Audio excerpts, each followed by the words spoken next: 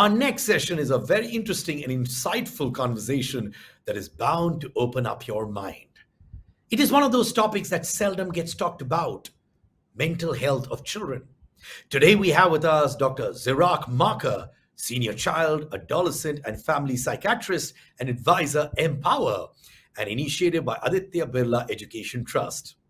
With over 19 years of clinical experience with educational psychology and guiding children with learning disabilities, development delays, autism, and emotional, behavioral, or psychological problems, Dr. Marker has also penned best selling books, Parenting in the Age of Anxiety and Conversations That Matter.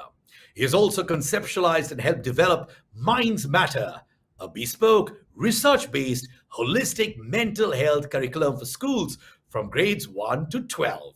Chatting with him is acclaimed actress, parent, and author Soha Ali Khan. Now, Soha is an Oxford graduate who pursued a master's degree from the London School of Economics and Political Science. She's the author of the best-selling, award-winning book, The Perils of Being Moderately Famous, and in the works is a series of books for children. So let's welcome Dr. Zirak Marker and Soha Ali Khan. Give them an applause on the chat box now. Hello, everybody, and thank you, Dr. Marker, for taking time out from your very busy schedule. I know it's been very hard to get you, and we're so grateful to have you because we're here to discuss something that is very close to my heart.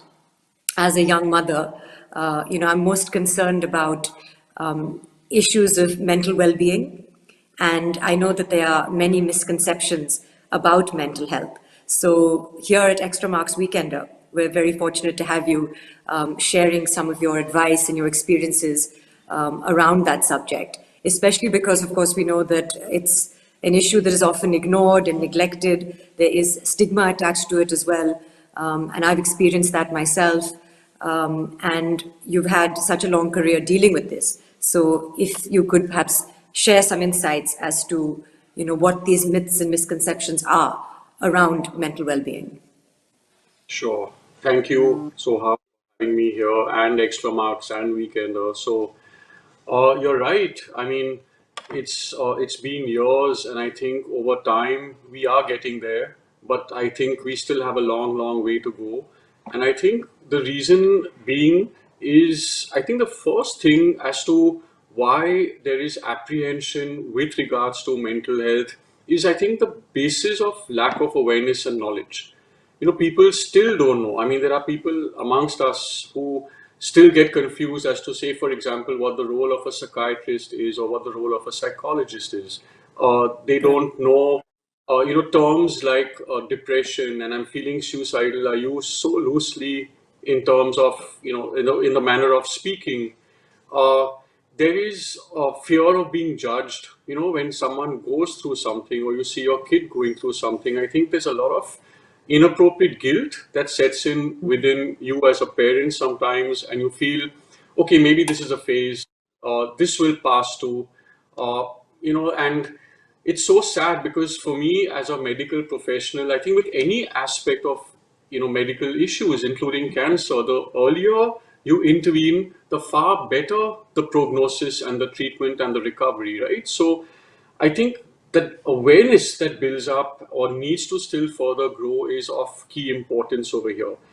The aspect of labeling, I don't blame families sometimes because there are a lot of clinicians that are quick to label a diagnosis. And in fact, when I meet families for the first time, I always joke with them. I keep things light because I know it's difficult for them to have reached this point of seeking help. And I always joke and say, you know what? Labels are for jars and not for human beings. So let's not focus on the diagnosis. Let's focus on the symptoms, right? I mean, and that's exactly what mental health is all about. It's a spectrum where you have, wellness at one end and perhaps illness at the other end of that spectrum. And I think at some point we all fall on that spectrum. Absolutely. So the fear of being judged is very high, and I think more so coming back to the point of a parent, you always feel, oh my God, how will people view me? So say, for example, I have a parent right now whose child is actually actively suicidal, and there's so much of guilt because she's like, I'm feeling guilty as a mother that my kid has reached this stage, and what have I done wrong?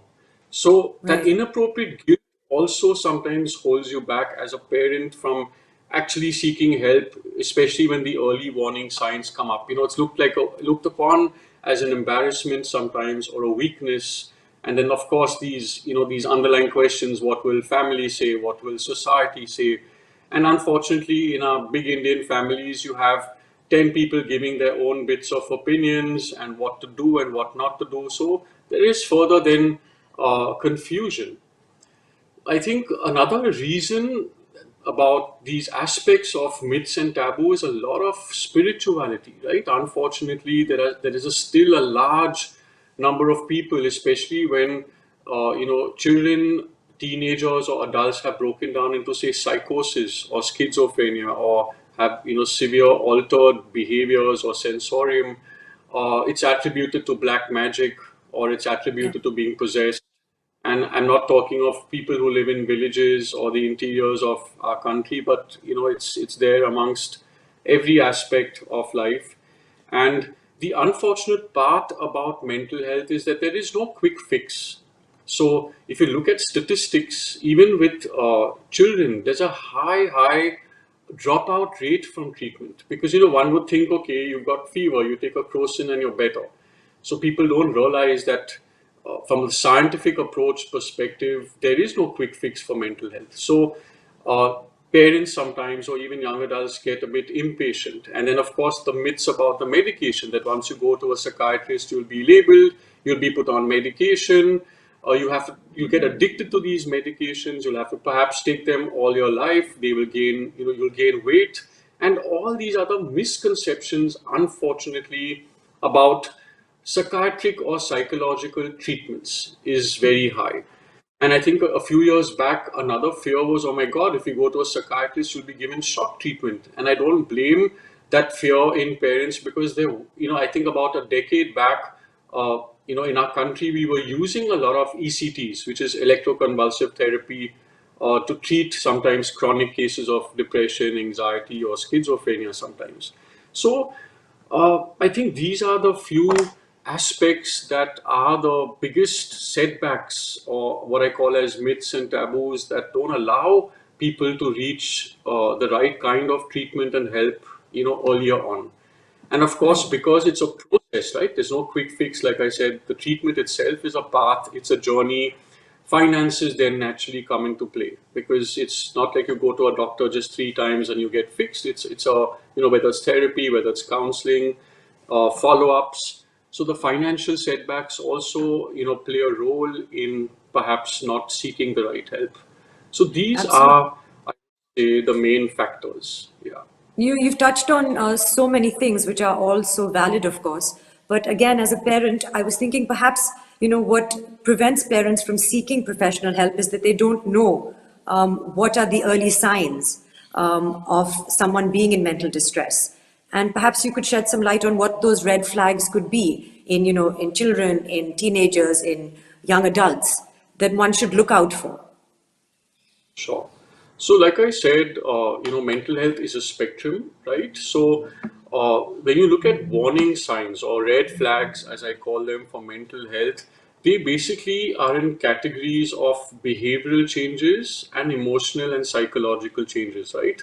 So, when you look at any mental health distress in a child or a teenager or a young adult, what are the key kind of warning signs, right? So, one is, I think, not feeling okay, right? I mean, there's so many kids and young adults who just constantly get this inner feeling of not feeling well.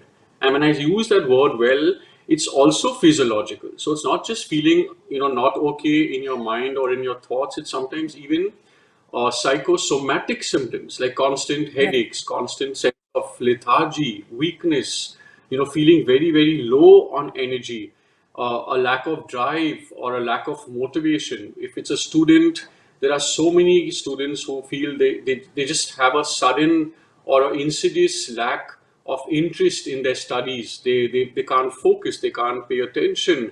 Nothing seems to make them happy. There's no excitement, no joy.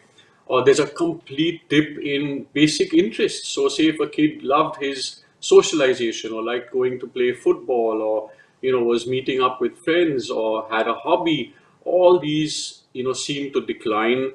A sense of unrest, uneasiness. So there's a like a sense of walking on eggshells, feeling like an impending doom, the anxiety that sets in. And of course, a lot of young adults and teenagers describe as just feeling low all the time, and sometimes it's not even low as much as mood swings, irritability, anger outbursts. Even with children, in fact, they say when a child is going through depression, it's not necessarily only crying spells and sadness of mood. It is a lot of anger outbursts, behavioral and conduct issues, and constant kind of irritability. Then, of course, the aspects of thought. So, a lot of negative thoughts. Everything's pessimistic, everything is nihilistic. A lot of contemplation. So, sometimes clients tell me that to make the smallest of decisions, it's difficult. To make the smallest of choices is difficult. They can't. Everything seems overwhelming. So, it could be a small trigger, a small stressor that comes up, and the feelings are extremely overwhelming. And all this naturally starts eroding your self confidence, right? Or your whole self concept. So, self esteem, self worth, self confidence, all that seems to kind of go down. And then that leads to a further sense of helplessness, hopelessness, and worthlessness. Now, when someone reaches that point, obviously the thoughts get more dark. And this is a point where sometimes people get suicidal ideations and thoughts, right? Where you feel like it's far better perhaps exiting this life than dealing with all of this, because there's a sense of unable to cope. And all this then obviously starts affecting sleeping patterns, eating patterns, and those, I think these are the main kind of red flags. Now, what happens is all that I said, right? I think all of us at some point have gone through it in life. But remember, there's sometimes a trigger. So obviously, you have triggers in life. It could be interpersonal skills, it could be marital issues, it could be conflict with parent-child, it could be stress at work or with jobs, and all those other external factors. I think the 2 years for the whole world has been crazy, right? I mean, Yeah, people especially at past. WH.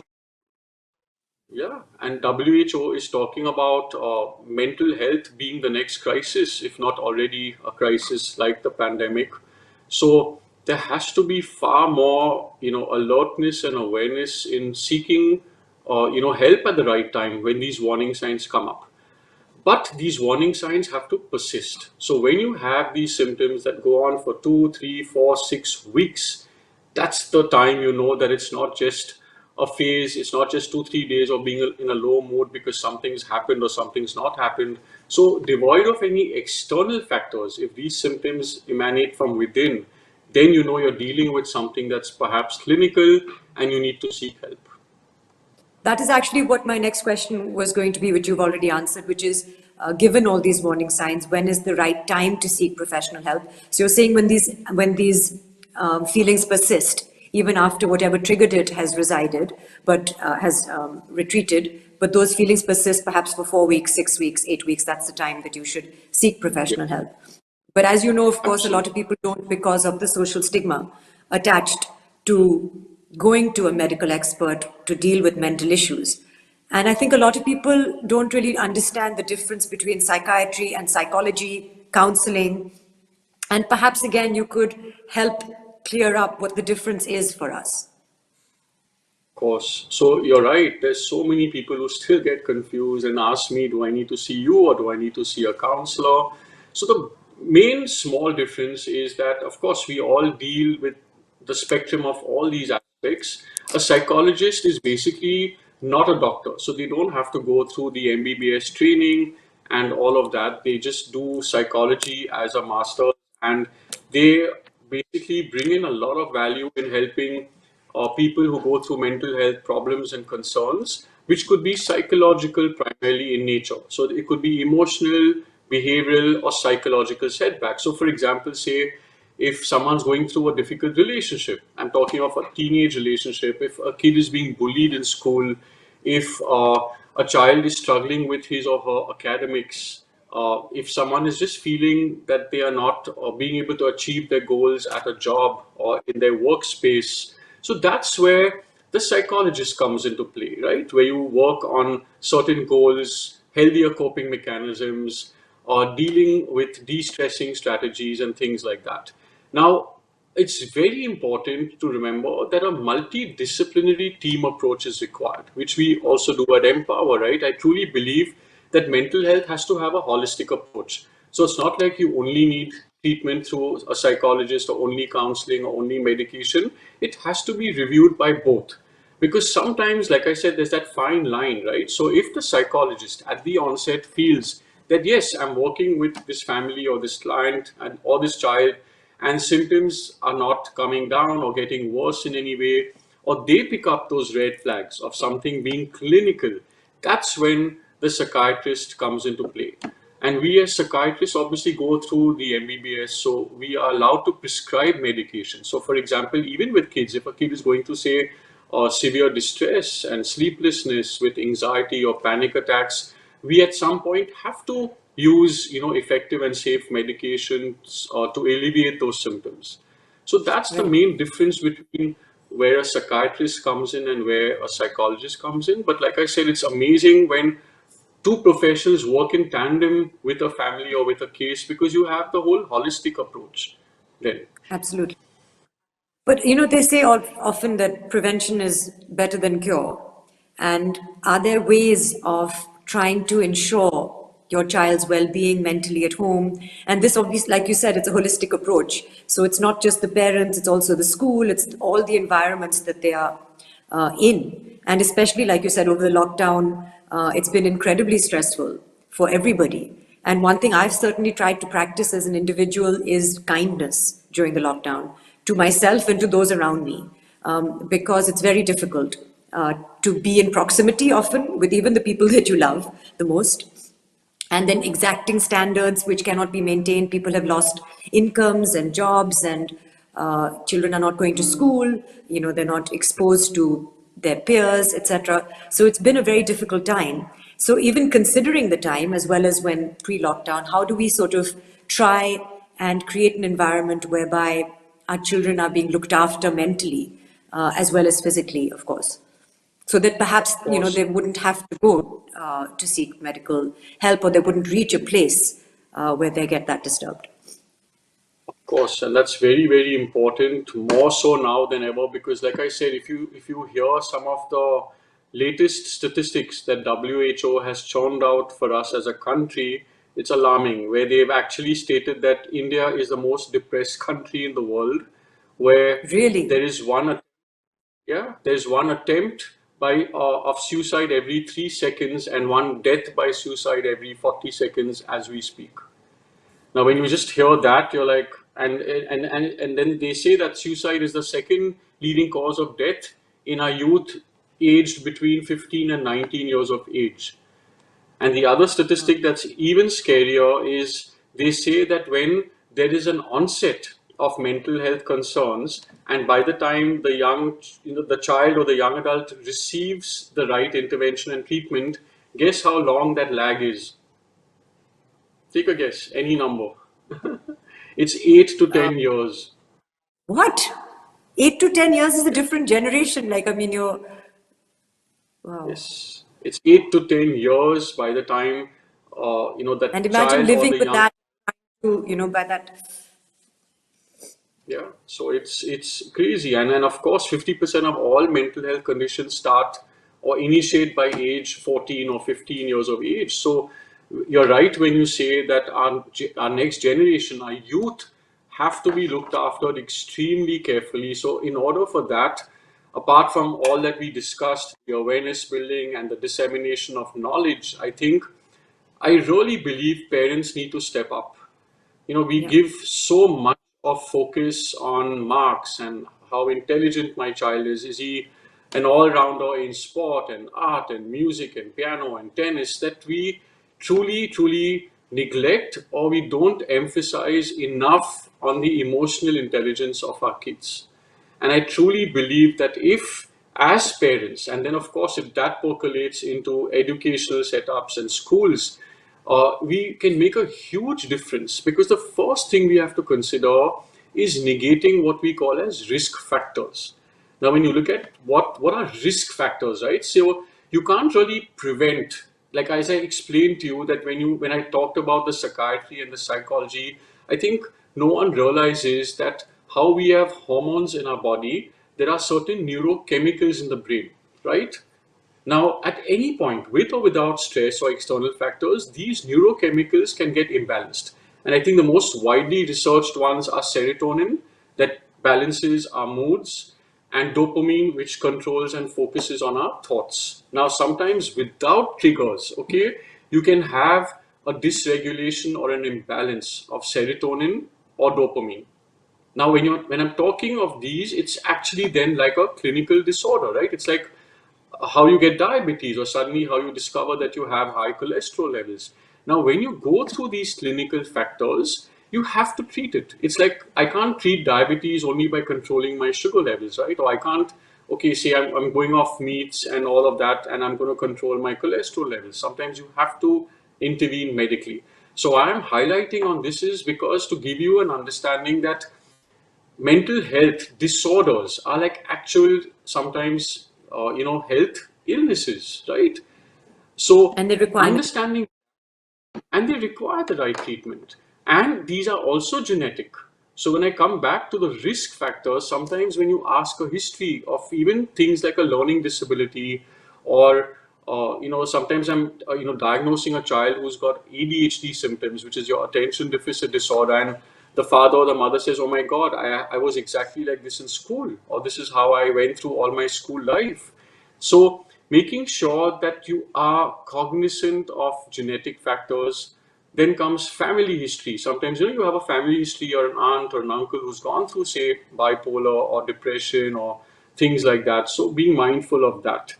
Then parenting, as I said, parenting plays a huge role, and you have no idea how many cases I'm dealing with right now, where even adults, when they reflect back in their childhood, they've gone through what we call as toxic parenting, and it's a new concept, but if you read literature on that, they say every fourth or fifth person somewhere has gone through that. And that's because perhaps our parents were going through distress during their times, or marital issues, or joint family issues, and there was nowhere to turn to or talk to, or just release all those uneasy and unhappy feelings. So a lot of it comes out on kids. And there is biasness, there's judgment, there's criticism, there I is mean, sorry to interrupt you. It's just as a young parent, I see the profound influence I have on my daughter. And I'm yes, so aware of how much I can do to help her and how much I can do to harm her.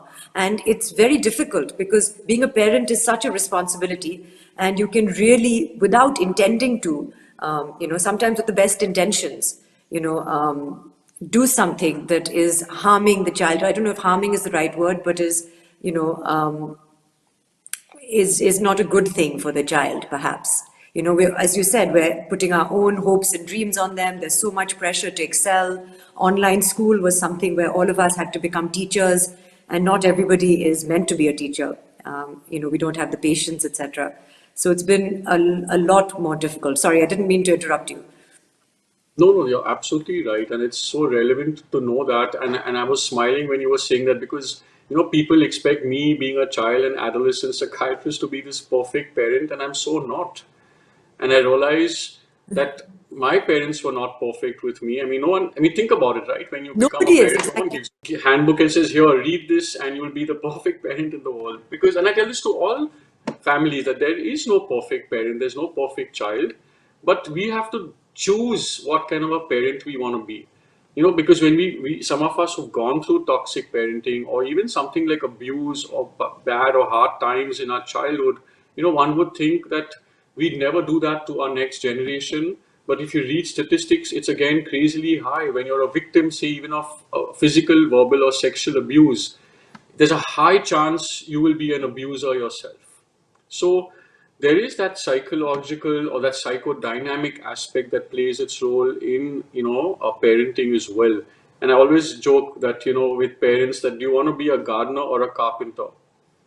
And that's Right. important. I think, with this whole helicopter parenting or snow plowing parenting, as I call it, where we are so desperate to remove all obstacles from our child's life, let them not face any difficulty, discomfort, let them not fall, let them not fail. I think that's doing a lot of damage with the next generation. And we're seeing that. We're seeing a huge, high sense of entitlement in kids and in Yeah. teenagers, very low frustration tolerance.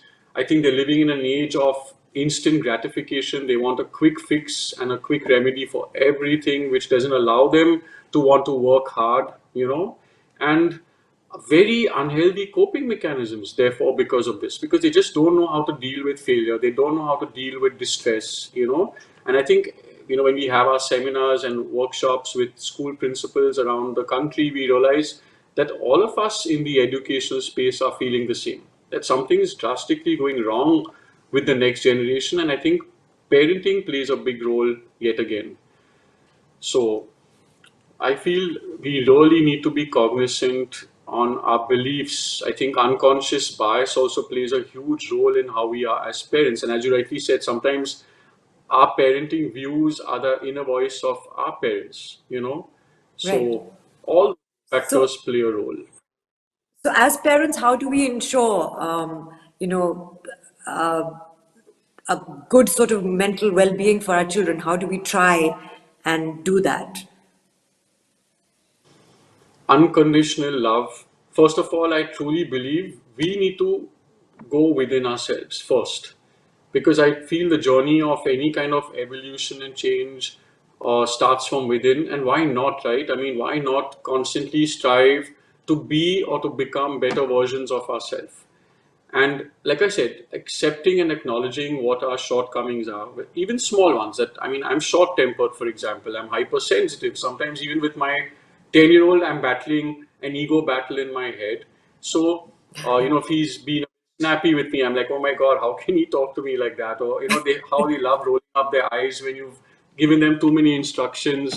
But we have to realize we are in control, right? We are the adults, they are the kids. So, with regards to parenting, I think, so how do we safeguard our children, right? I think one is we have to stop trying to conform to what everyone else is doing. I think we get so carried away that, oh my God, this child is doing 30 classes, and this child is great at cricket and tennis and swimming, or this child is coming first and second in class. That there is this undue pressure which makes us try and conform into this whole rat race of, I would say, parenting, which is not healthy, because every child is different.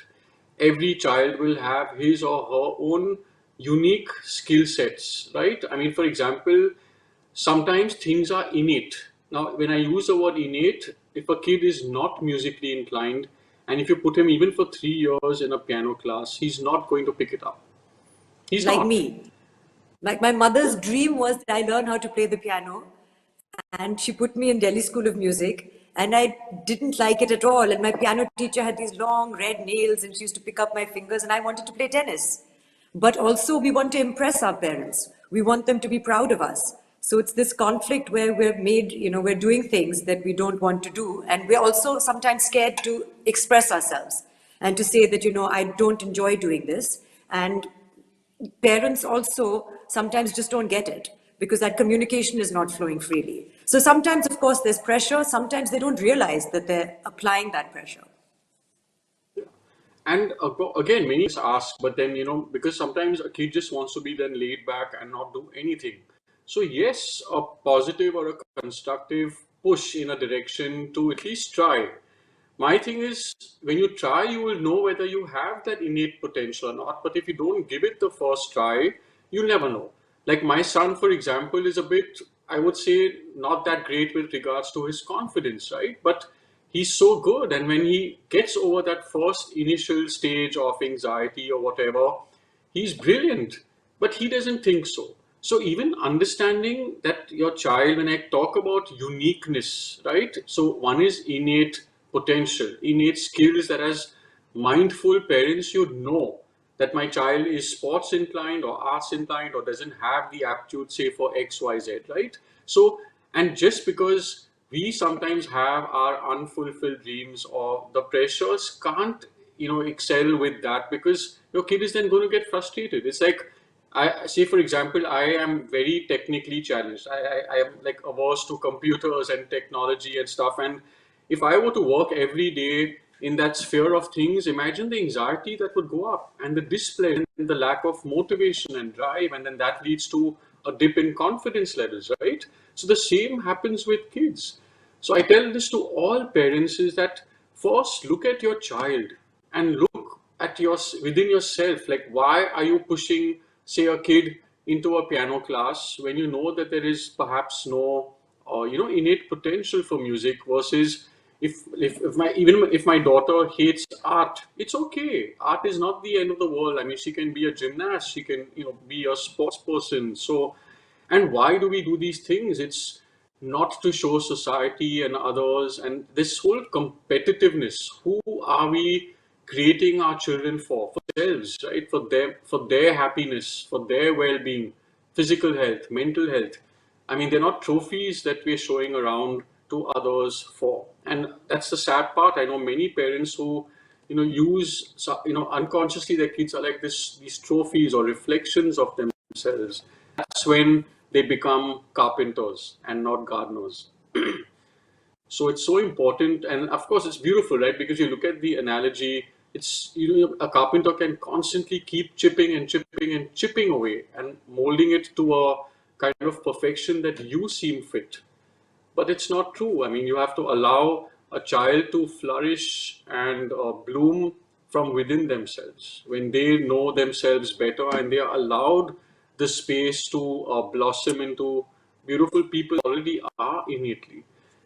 Also, to do that, I think we have to reflect on our parenting skills, how our parents saw, and what errors our parents made with us. Yeah. Like if you look back, there's so many things that we perhaps hated in our moms and dads, and without us realizing, it's already there within us. So the ethic aspect, right? I mean, sometimes when I'm using a particular tone, I'm like, oh my God, I'm sounding like my mom. So I think being aware is so important. Awareness into where we are coming from, and how genetics, nature, and nurture play a huge role in us as parents and therefore with our kids. Another key word we always forget is balance. Now, when you get balance, it's physical health, mental health. Like I said, we've so focused on, are they eating, are they sleeping, are they studying, are they playing, a sport, but we're not emphasizing on educating their hearts. And for me, that's a big one, because just think, if you may have ranks and you may have a 98% in a board exam, or you may excel and be a state champion at swimming, but if you're not a good human being from within, you are not going to be a success in life, and you will not have healthy relationships in the future in your life with your friends, with your work colleagues, or then as a vicious circle, you will not have it with your kids back again. So for me, even altering our belief systems. Sometimes we are so ingrained, what I call as conditioned. Oh, when you marry, you have to marry someone in the same community. You have to marry someone who's tall, dark, and handsome if it's a man, or marry only a fair girl. You can't marry someone who's dark skinned. I mean, it's shocking how much of bias and judgment still exists. And I know so because I work with kids primarily and teenagers, and thank God they are more mindful than sometimes their own parents and grandparents, and they come and laugh and tell me these things, that and when I talk to kids and do workshops with them, I love carrying that fair and lovely cream. I start off, as an icebreaker with that. I ask them, why is this product so ridiculously named? It just means that, are you beautiful and lovely only because you're fair? So challenging beliefs, inculcating the concepts of even toxic masculinity. Boys don't cry, boys are not allowed to wear the color pink. If you're a boy, you can't be great in the arts and crafts or an artist. You can't touch makeup. The same aspects which ingrain confusions. And that's why, of course, I Absolutely. think Just now the again, next. to interrupt, like when you're buying a present for a child, and the person always says, is it a boy or a girl? And I've always said it doesn't make a difference, really. I mean, because, my daughter might want to play with the dinosaur and my son might want to play with the ballerina. So this whole question of is it a boy or is it a girl, accordingly at the age of 7, you'll decide what toy. And they're not necessarily gender defined. Absolutely. And of course, I'm in these, and I think more so in these 2 years because everyone's been online. You've heard about these pronouns that even teenagers are using in terms of he and him and her and she and they. Yes, I think sometimes it's taken a bit too extreme.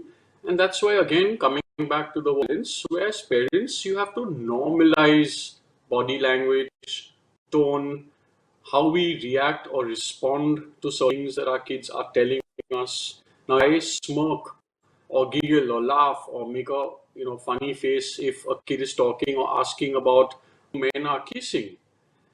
It's immediately setting off that, oh, this is something that's not okay, right? And we get confused. I mean, the first time when we were chatting again, my kids saw two men really, really kissing each other in a loving way. And both my kids were staring and like, what's that? And I'm like, oh my God, now what do I say? And we both had the presence of mind and we said, you know what, this is normal, Yeah. but not the majority. So you look around like mom, dad, and men and women usually love each other. They get married, they can date, but there are few men who love men too, and women who love women too, and that's okay too, and that's normal. Yes. Now this was Yes. way back when they were 6 and 7, but I feel we as parents shy away from difficult conversations, and I think it's very important for us to normalize these aspects with our kids, whether it's normalizing conversations about death, normalizing them about disability, about differences, about gender bias, about toxic masculinity, about boundaries, right? And we don't have these. No one talks to kids about this. Like even I know so many teenagers who get into trouble, for example, and they don't even know that what they've done is almost like sexual harassment, for example, because no one's ever had a conversation with them about it. So those are the aspects, I think, and as you said as well, that focusing on gratitude, kindness, empathy, that's our role as parents. And then, of course, and educational institutes also play a big role, which I can, emphasize on more as we progress through the talk. I think you're absolutely right. And one thing also that I felt is that, of course, we're going to make mistakes as parents. So what is also helpful is to acknowledge that you've made a mistake, that you're not perfect, and apologize to your child for that. Because nobody is expecting you to be 100% a good role model all of the time. It's not possible. Trust me, I've tried. And I've made hundreds of mistakes in front of Inaya, but I've apologized to her for losing my temper, for being, to a point where, I've held her, too tightly. And I've said, I'm so sorry, but I was so frustrated, at the time. And I'm so sorry, but, I'm not perfect and I will make mistakes. And, you must, my husband and I have also had, sort of these whispered fights in front of her where children pick up on every tone. And, she's also saying now, don't fight, make up, So, we also want to be ourselves around her and not act because we're acting at work all the time, and expose her to being all the imperfections of being who we are, and to just apologize for when you do something wrong and applaud when you do something right. But as you said, of course, we've talked about parents and how important they are. But my child is already spending 3 hours every day at school, and she's going to be going to school from 8 o'clock in the morning to 3 p.m. from next year, hopefully, all physical. And a lot of the influence I remember as a child growing up as well was from my friends. And my fear is now, because I, of course, think I'm the best influence on my child, and nobody will tell me otherwise, is that now other people are going to influence her as she goes out into the world. And I don't know what those influences are going to be like. I'm very happy that the school that she's going to really emphasizes emotional and mental well-being. They talk about bullying, they talk about peer pressure, and they have an approach to it. and they discuss it with the parents so that both the parents and the school are working together and not contradicting each other. So I'm happy with that, and that was a big reason why we chose that school. And that's also the same kind of school environment I had growing up. I know that when it comes to emotional and when it comes to mental well-being, it's not really a subject that's taught at school in India so much. Perhaps again, it's not a part of the curriculum. And I wanted to ask you your thoughts on, how that should be addressed. Course. So that's a very, because you know why I feel that's so important? Because, like you rightly said, there are very few parents perhaps who are, say, on the same wavelength, who want to emphasize more on the emotional and psychological well being of their kids, or are more aware of themselves and their shortcomings, right? But what happens when the home environments are messed up? What happens when parents are fighting and completely abusing each other in their child's presence? What if parents are toxic parents, right? What if uh, you have a lot of joint family issues at home? So that's where schools come in, and that's what I did with myself in these 2 years of the lockdown. Me and my team have created a mental health curriculum for schools, which I think is so important, right? Because as you rightly said, we as parents sometimes find it hard or difficult to use age appropriate terminology, or we don't know when the right time or the right place could be with certain difficult topics to talk about, right? So whether it's adoption, whether it's self-harm, whether it's about what anxiety actually feels like, right, within yourself or within your body or within your emotions and thoughts, or what are you supposed to feel when you lose someone you love to death? How do you have closure? How do you deal with failure? How do you deal with bullying? And again, I would honestly say 80% of parents are not doing this or not having these normalized conversations with them, right? So that's where I feel schools play a big role. And we've created a curriculum called Minds Matter, which 25 schools now across the country are using. And I feel and I tell this to all school principals, that it's okay to have one less geography and one less history or math class, but it's so important where every kid from grades 1 to grades 12 a mental health class once a week. And what WHO again proposes is what we call as a whole school approach. So what the curriculum does is, if you're talking about depression, you can't talk to a first grader about that, but you can talk to a first grader about feeling sad and what are other emotions you go through and how to use the right vocabulary for what you're feeling from within. But at the same time, when I'm doing that, I will also talk to a grade 9 or grade 8 student about what depression is and what clinical depression means or what suicidal thoughts mean.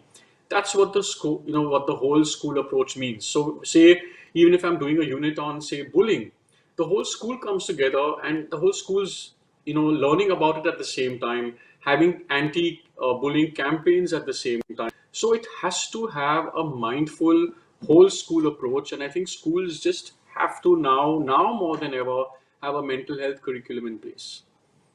And I think our Absolutely. curriculum I is could say, sorry, because while we're on the topic of learning, I wanted to say often when we think about learning, it just becomes what we're learning in textbooks and class.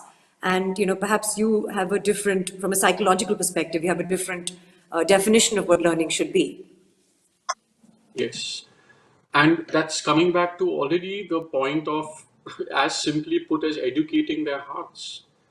Because Yeah. if the self concept is not concretized and the foundation, you don't build strongly on that, you're going to have what the negation is going through, which is low frustration tolerance, the inability to deal with loss, with failure, with setbacks, or unhealthy coping mechanisms, low frustration tolerances. And we have to teach our kids right from the onset of mindfulness. I think mindfulness is now neurobiologically proven to be fruitful for any child development. And it's simply put, it's not sitting and meditating. Mindfulness is being more mindful, more thoughtful about everything.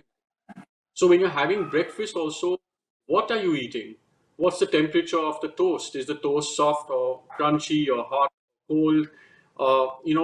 And that's because if you think about it, we're living such fast lives. Come on, hurry up, breakfast, shower, change, go, this last. I mean, sometimes even when I've gone through a day, I'm like, oh my God, what happened? I mean, it was just morning Yeah. sometime back and it's ready to sleep, right? And I really feel we need to slow down in our thoughts. So teaching kids also to be mindful, like when they're studying, it's only focused. Today you see kids studying now, worse online, they're playing games, they're texting, they are online, they are on social media, and imagine what's happening to the brain, right? I mean, that's when multitasking is not perhaps healthy. You're not supposed to multitask and have your thoughts and brain in 10 different places, because then you won't be able to hone onto one aspect or one skill or one learning process. So for me, mindfulness, where you know how to and learn how to integrate all your five senses into being more mindful and thoughtful about what you're doing, is very, very important, right? uh, Things like creativity. Again, creativity is something we don't emphasize on. And I feel you could be into finance, you could be into any field, you could be a lawyer. I mean, I'm a psychiatrist, but I feel because I have that creativeness in me, I could do so much, whether it's creating curriculums, creating a module for a workshop. I mean, I love interiors, I love creating inner spaces. So it allows you to also diversify and not get bored with your life or not end up with a midlife crisis, right? But schools also need to teach children about the importance of failure. They're so focused on marks and ranks and scoring well, but no one talks to kids about why it's okay to fail, why it's also important to fail, and what you learn from failures. Absolutely. Gratitude, forgiveness, letting go, how to focus and give equal importance to a hobby or recreation or sport, or how to manage and understand your parents, how to better your persona or your personality, how to improve interpersonal skills and intrapersonal skills. I mean, kids don't even know that there is a relationship that you even have with yourself from within. So all these, for me, is part and parcel of education, and I think schools and kids will lose out if they don't incorporate all these aspects in the learning curve of a child. Absolutely. And just to bring it to a close now, because I know that we're running short of time, what really struck me was when you said that it all has to start from within, because if we're really talking about the mental well-being of others, and if we're responsible for others, especially as parents or educators, it has to start from looking after ourselves first. And so it's a simple question, but I'm sure that it's on the minds of all of our viewers. How do we best look after ourselves? And what are some strategies to ensure mental well-being? Sure. So again, starting off with self. We see even as parents, like I see my wife, right? She does the housework, she's looking after two homes, she's looking after the kids, two kids online, plus we run our own school. So it's crazy, and I don't know how women multitask, but clearly you guys are the winners of that. And but are you looking after yourselves, right? So when I look at the first step towards betterment of health, which is both physical and mental, is are you sleeping enough? Are you resting? Are you taking breaks? And I keep asking mom that, what are you doing for yourself? I mean, how much are you even doing for yourself? Are you pursuing work? Are you pursuing certain hobbies? Are you looking after your gut health? Gut health and diet is so, so important, because I mean, every literature will tell you how physical health, mental health, and gut health are interconnected. I talked about those neurochemicals in the brain, right? They are manufactured and created in the gut. And that's why if you think, when you're stressed, you get indigestion or acidity, and your gut health and brain are absolutely connected. So are you eating right? Are you taking enough of your probiotics? Today, with the 2 years of the pandemic, there are 1 in 3 kids and adults who are going through vitamin D3 deficiency, B12 deficiency. There's a component called folate that is supposed to help in secretion of the serotonin in the brain and the gut. Are we supplementing ourselves with that? So all those concepts of self is the first step. Second is acceptance, true acceptance of who we are, with our strengths, with our shortcomings, being cognizant and aware as to why also some of our shortcomings or our personalities are the way they are. And like I said, truly believing that there is no perfect parent, perfect self, or perfect child. So there are going to be positives and going to be negatives. But if I, as an individual or a parent, will only keep focusing on what's not okay and all the negatives, I'm internally not going to be happy. And I tell parents that if you're going through a bad marriage or you're going through family issues, that's fine. We'll help that too. But you need to compartmentalize, because now you have a new role in your life, not just as a husband and as a wife, but as a parent. And I think many parents forget that. Even when they're battling crazy divorces, they use kids as pawns for their divorce or their disagreements. And it's so psychologically damaging, right? So truly accepting, like I said, yourself. A very important word for health is adaptation. How we adapt to different situations, how we adapt to child's learning disability, how we adapt to the fact that okay, we have 2 years of the COVID and the pandemic and staying at home. How are we going to best adapt to this given situation? And that truly helps with with resilience. And if you think about it, I always joke again that cockroaches are some of the most hardiest creatures in the world. Why? Because they're so adaptable, right? I mean, and that's just been there for life. Balance, physical health, mental health, time out for yourselves to just have fun. I think so many families have just lost having fun. So having Yeah. fun and having humor, even in stressful times. I mean, and we notice, I mean, some of my friends and family think I'm crazy myself, but I feel if I'm going to be serious all the time as well and not my stupid one-liners and jokes, I'll be miserable, right? Because I mean, I have 8, 10 I meet a day, and if I'm only hearing negativity, how do I add humor and light to certain situations? So it's so important to balance all these things, right? And taking short breaks, timing yourself out, work-life balance, all these play a key role into our health. Another aspect is we are so reactive. And I tell all my families, respond, don't react. It's so easy to hear, but I think it's some of the toughest things to do. If you think about it, so many times we are only reacting, even as parents. We're not really truly responding. And there's a big difference. Thought management. I think we don't give ourselves enough of thought management. The circle of thought, what's in our control, what's not, how to balance thoughts, how to not just focus on the negatives and what's not happening, but focus on all the other aspects of gratitude and things that you should feel grateful for in especially times of crisis. Finding somewhere existential questions and answers, right? What's our purpose to life? What's our meaning to life? So many people don't have the answer, but it's so important to even instill that, I feel, in our kids. Something to look forward to, meaning with depth. Uh, so many times when I ask even, adults, like, why are you doing what you're doing as a job or in their work? And the answer is, I hate my job, but I need the money. So, Yeah. but it's finding purposes, so why am I here? Have I made a difference to people's lives? How am I going to, incorporate more pro-social behaviors from my end?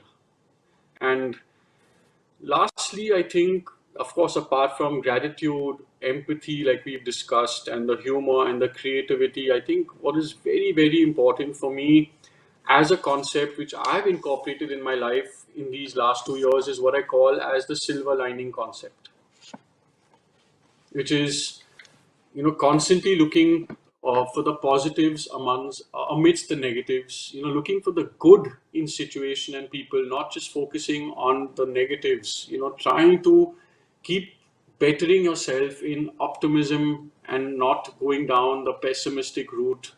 uh, Perception, looking at things from another perspective. There's always a glass can be half full and not half empty in that regard. Only when you inculcate the silver lining concept, I believe that you can then generate effective solutions and have healthier coping mechanisms. Otherwise you just get sucked down this vortex of being a victim and feeling like one. And when you incorporate all these together, I feel it builds into what I call as resilience. And if you ask me, that's the most important thing, right? Which is the inner strength, not just to cope with stress in life or shortcomings, but to bounce back stronger Yeah. and learn from what or why life has given us setbacks. So I think those are the key points I feel that look at our mental health to some extent. That's wonderful, and I love the silver lining approach. It's very hard to do sometimes, but I think, as you said, if you work on being overall mentally strong, and if you use all the wonderful advice that you've given us today to try and do that, it'll help you go through what will hopefully just be a phase of feeling low and take you to the other side. And then, of course, the most important learning from this has been that really be aware and look for signals, understand your body and those around you, and when required, and you've told us now when that is, look for help. Because as I tell my daughter all the time, one of the most important things to say is, please help me, because it's no shame. There's no shame, and I congratulate her when she says, I need your help. And say, I'm so proud of you for asking me. And I just want to say it's been really, really helpful for me. I'm sure for all of our viewers here to be in conversation with you today, Dr. Marker. I do want to thank Extramarks for including the conversation of mental well-being in the Extramarks Weekender. And I hope that some of the myths surrounding and the misconceptions surrounding mental well-being have been cleared up today, and that people just basically are more receptive to conversing about it and talking about it, because that's the first step. So thank you, Dr. Marker, for being Thank in you. conversation with me. This was lovely. Thank you for all the interesting and lovely questions. I love interactions like this because, like I said, it gets us a step closer to being more cognizant and aware. And I think once we're aware, half the battle is done, so to speak.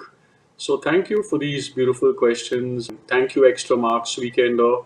It's a great platform. I hope many people see this, and like you rightly said, Soha, there's absolutely no shame in not being okay and not reaching out for help. And of course, like in any aspect of life and health, the earlier you intervene, like I said, the far better recovery and progress. So thank you.